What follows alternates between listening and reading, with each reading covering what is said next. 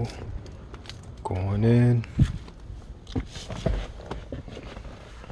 here we are. Just gonna hold the remote under here. You hear that beep? Stop on the brake pedal, push the button.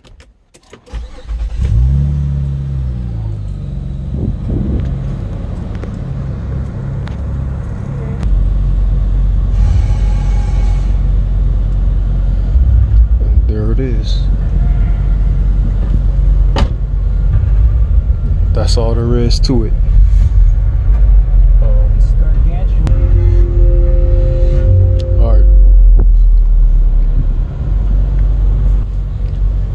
Turn it off, all you got to do is the same thing. You step on the brake pedal first, push the button.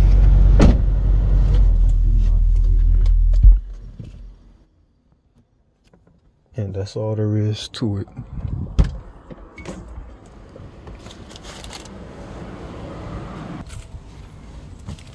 No jingling keys, nothing, just this key fob right here with the chip inside.